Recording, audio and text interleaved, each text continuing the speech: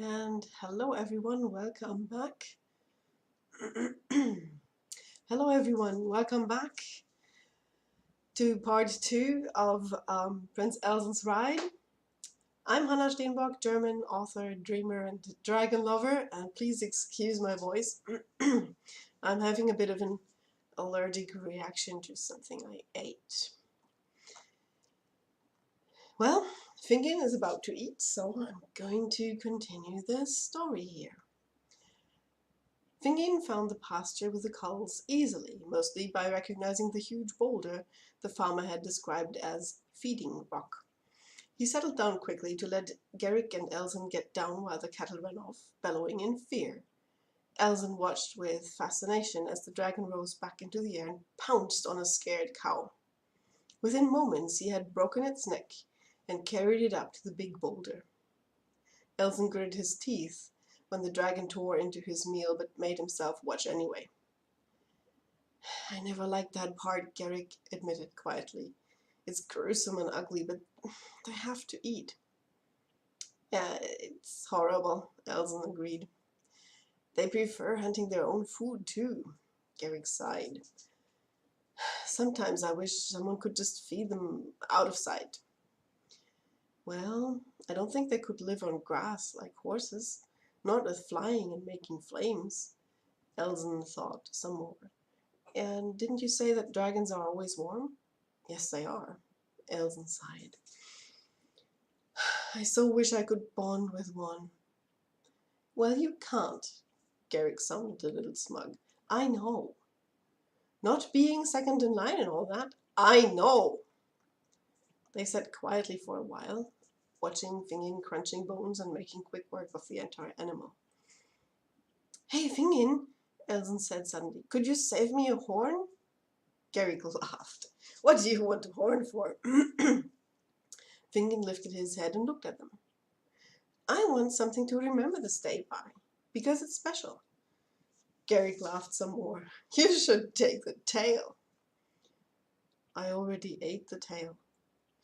Elsen stared at the dragon, surprised at the words and the apologetic voice. He managed to suppress the laughter bubbling up in his throat.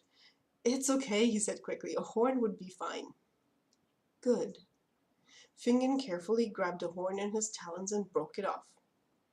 Gerrik frowned at him. Did Fingin just talk to you? Yes, he did. Elsen smiled happily. He's not supposed to do that. I like it. My trainer Pesuma says it's wrong. But why? I don't know. She never said why. Just that we need to control our dragons. Elsen shrugged. He doesn't look out of control to me. He's just nice when he talks to me. And I love it. I guess that won't be a problem, Gerrik conceded after a while. Just don't tell anyone. I won't. Elsen smiled at the dragon and sent him heartfelt thanks. Fingin looked at him for a moment, and Elsen felt a little surge of happiness. He wasn't entirely sure if it was his own or partly the dragon's. A little later, they were headed out to the sea. Elsen had packed the cow horn safely into his backpack so that he wouldn't lose it. It had become even more precious now. Finally, Fingin landed at the foot of a cliff. Gerrik slipped down and unfastened the lines securing their camp equipment, letting it drop down. When Elsen moved to unbuckle his safety straps, Gerrik shook his head. Fingin wants a swim, he explained, and he'll take us up to the top of the cliff before we remove his harness. He loves diving down from high. Elsen nodded but had another question. Where will we sleep? See that overhang over there? It's a good place for a camp, and Fingin makes a great windbreak. We'll be just fine. Moments later, the dragon launched himself with a mighty leap, taking them in a curve over the sea and up to the cliff top. Elsen thought it was exciting to work on the dragon and get his harness off. It was even more exciting, however, to watch Fingin drop off the cliff edge, unleashing a shower of rocks and soaring up into the air. When the dragon dove out over the sea, Elsen held his breath.